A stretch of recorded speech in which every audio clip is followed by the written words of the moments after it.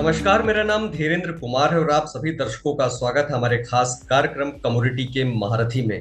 आज के कार्यक्रम में हम कॉटन पर चर्चा करने जा रहे हैं। जानकारों के मुताबिक निकट भविष्य में घरेलू हाजिर बाजार में कॉटन का भाव घटकर करीब 40,000 रुपए प्रति गांठ के निचले स्तर तक पहुंच सकता है। बता दें कि वैश्विक बाजार में बिकवाली और देश में इस साल अच्छी फसल रहने की संभावना से भारत में प्रमुख मंडियों में हाजिर बाजार में कॉटन की कीमतों में गिरावट देखने को मिल रही है। पिछले हफ्ते कॉटन की कीमतों में 3.5% से 4% की गिरावट दर्ज की गई है। चीन में लॉकडाउन और अमेरिका में मंदी की घबराहट से कमोडिटी मार्केट में नकारात्मक रुझान है। हालांकि दूसरी ओर अमेरिका, ब्राजील और पाकिस्तान में फसल को काफी गंभीर नुकसान हुआ है, जिससे प्रमुख अंतर्राष्ट्रीय बाजारों में कॉटन का लॉन्ग टर्म आउटलुक पॉजिटिव रहने की संभावना है। दूसरी ओर देश में हरियाणा में पलवल जिले में कपास की नई फसल की आवक शुरू हो चुकी है और इस हफ्ते से हरियाणा और पंजाब के अन्य इलाकों की मंडियों में कपास की आवक शुरू होने की उम्मीद है। इसके अलावा अक्टूबर के पहले हफ्ते से राजस्थान और दक्षिण भारत की मंडियों में नई कपास की आवक शुरू होने की संभावना है। देश भर में कपास की बुआई करीब 125 लाख हेक्टेयर में हो चुकी है, जो कि पिछले साल की समान अवधि की तुलना में 7% ज्यादा है। जानकारों का कहना है कि नई फसल की आवक का दबाव बढ़ने पर घरेलू बाजार में कॉटन की कीमतों में गिरावट आ सकती है। इन सभी परिस्थितियों को देखते हुए कॉटन का उत्पादन क्या रहने का अनुमान है, साथ ही इस साल के आखिर तक कॉटन का भाव क्या रह सकता है, आज के वीडियो में हम इन्हीं सब विषयों पर चर्चा करेंगे।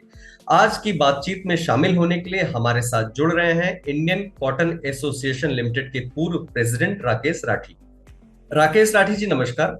आपसे पहला सवाल है कि कपास का रकबा पिछले साल की तुलना में अधिक है और अब तक तेलंगाना और कर्नाटक के कुछ हिस्सों को छोड़कर फसल की स्थिति अच्छी है। आपके हिसाब से इस साल देश भर में कॉटन का उत्पादन कितना रहने का अनुमान है? देखिए, लास्ट ईयर से एरिया ज्यादा है, बरसात बेटर है, तो लास्ट ईयर से तो क्रॉप तो ज्यादा होगी, पर इसके बारे में अभी कुछ कहना जो है, मेरा मानना है ये 350 से लेके 380 की रेंज के अंदर क्रॉप बैठ सकती है, subject to the weather condition. इन आने वाले जो 50-60 दिन में उनमें मौसम कैसा रहता है, कहीं कोई ज्यादा बरसात वगैरह की कोई दिक्कत नहीं रहती, तो 350 से लेके 380 की एक रेंज बनती है, उसके क्रॉप बैठ सकती है उतनी बड़ी। सूखे की वजह से अमेरिका में करीब 1 मिलियन मीट्रिक टन फसल खराब हो गई है। वहीं पाकिस्तान में भी बाढ़ की वजह से कपास की फसल खराब हो चुकी है और ब्राजील में भी सूखे की वजह से फसल की यील्ड प्रभावित हुई है और चीन में भी फसल भीषण गर्मी से प्रभावित हुई है। इन सभी स्थितियों को देखते हुए वैश्विक और भारतीय बाजार में कॉटन की कीमतों पर क्या प्रभाव पड़ेगा? सर, ये निश्चित है कि क्रॉप की शॉर्टेज है, वो एक पक्ष है, परंतु दूसरा पक्ष जो कि अति महत्वपूर्ण है कि विश्व के अंदर आर्थिक व्यवस्था जो है वो ठीक नहीं चल रही है। चाइना के अंदर देखिए, चाइना के अंदर कोविड चल रहा है, प्रॉपर्टी वगैरह की स्थिति खराब है।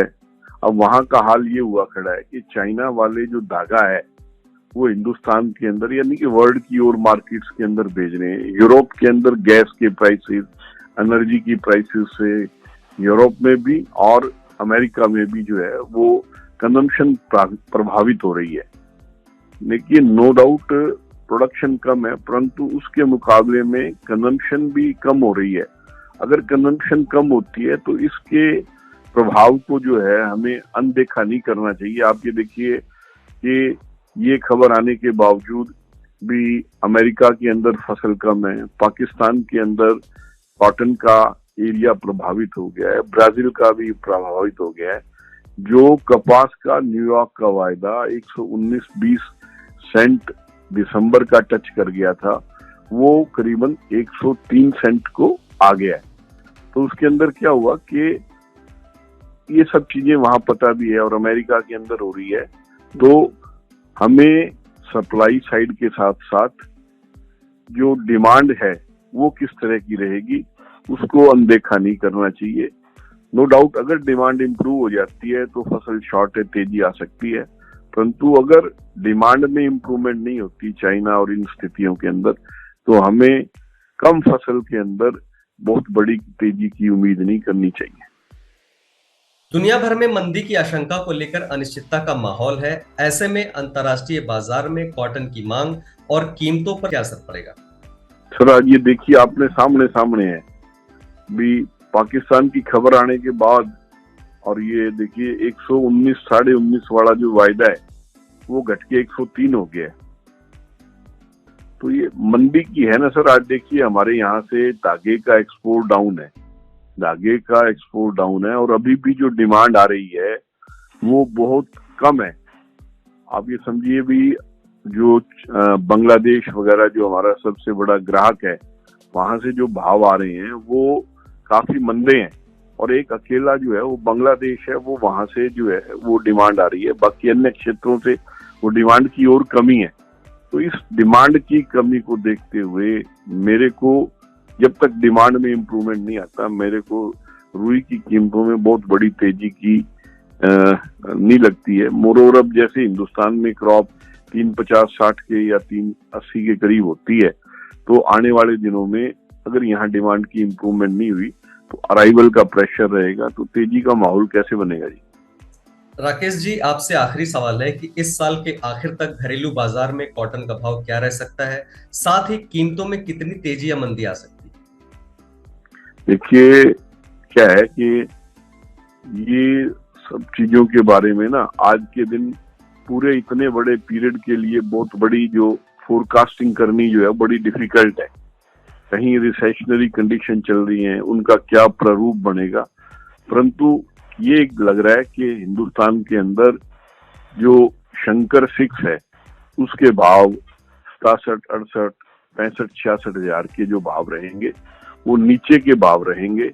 उससे ज्यादा मंदी का जो है माहौल नहीं रहेगा। अगर अंतर्राष्ट्रीय बाजार में चाइना के अंदर या और जगह पे अगर कंजम्पशन में इम्प्रूवमेंट होती है तो जरूर जो है वो तेजी की ओर अग्रसर होंगे, बट उसका मेरे को अभी फरवरी से पहले कोई बहुत बड़ी तेजी नहीं लगती है सर।